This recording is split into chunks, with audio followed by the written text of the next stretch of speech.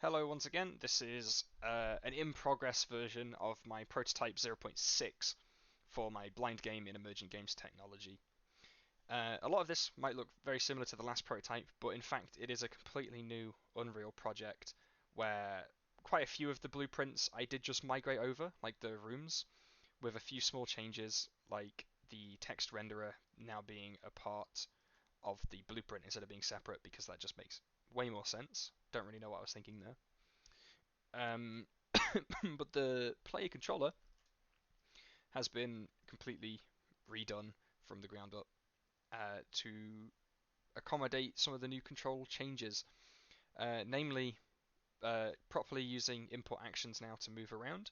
I had to learn this system from scratch, um, and yeah, it's turned out to be fairly easy actually. I had a go at this last year, and I did not like the system at all. And for something like this, it's fairly simple. So we can move on the left thumbstick. We can look around with the right thumbstick.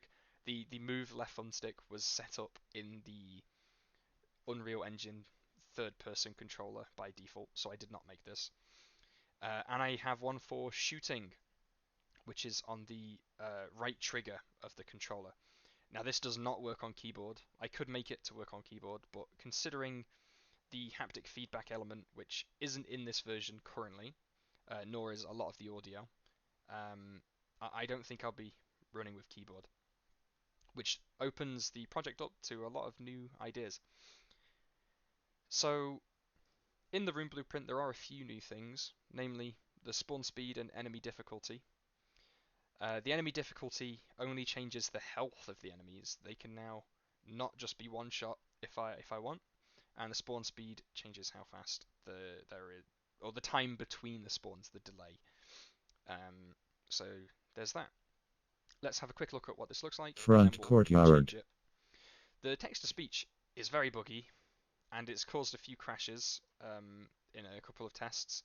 So parts of it are Front disabled. center court gate. It will try and play the same text-to-speech multiple times, which is Center annoying. court gate. So here we have enemies.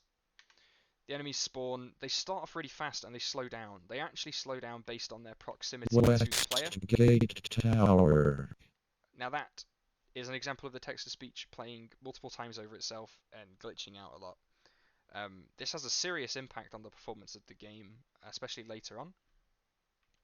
But yeah, I think I will probably end up just recording the text-to-speech myself and importing it like that. So, yeah, right trigger, bam, it's a shotgun shot, and that was one-shotting the enemies there. Once I hit the enemy quota, any extra enemies that were around in the room get deleted, so you don't have to worry about that. I do plan on using audio attenuation. Front courtyard. Oh, now what is that? I want to use attenuation on the audio, so to help the player know which direction the enemies are in. Because obviously, how it worked before was you had 4 collision boxes, and it would tell you, oh, they're to your right, they're to your left. Can't do that anymore because they might be to the left and a bit up, and that'd be a lot more difficult to do. It certainly wouldn't be doable with 4 audio cues. So if we quickly go into the room, let's change the spawn speed to 8, the enemy count to 10, and the enemy difficulty to 3. This is a more difficult room. Let's quickly save it, and Front courtyard. I'm going to do it in engine this time so it doesn't bugger up Front the center court recording. gate. Bear with the Center awful court text-to-speech. court.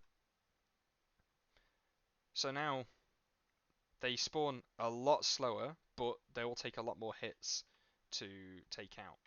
2, 3, that's 3 hits. 1, 2, 3, that's 3 hits. And I'll have to kill 10 of these, which might have been an oversight for the scope of this video. But after I kill 10, the combat will end. So things that I want to change right now, I can also leave the room, Court. and the combat still works. You shouldn't be able to leave Center the room. court gate. I wish that would shut up. So I want to create a thing that puts the wall back in place when a combat does start. I've already got some things in place. Oh, it's done it again. Um, to help with this, namely, instead of finding which room the player's in with a line trace, and I won't be able to show this off at the moment because OBS is being annoying. But instead of using a line trace, we have collision volumes. The collision volumes sit flush with the walls, so the combat won't start until you're past where the wall would be. So spawning a wall will never spawn it inside the player. Another thing I want to do is add a sound cue for if the player's bumping into a wall, so they know, well, they can't go in that direction, just to give that player that feedback, that extra information. Um, and then I just need to re-implement the key system so you can actually get through the level. And at that point, we're pretty much where we were, with some very nice changes to the combat, at which point I will be testing again. So thank you for watching. I imagine there'll be another update soon, before Wednesday. But until then, thank you very much.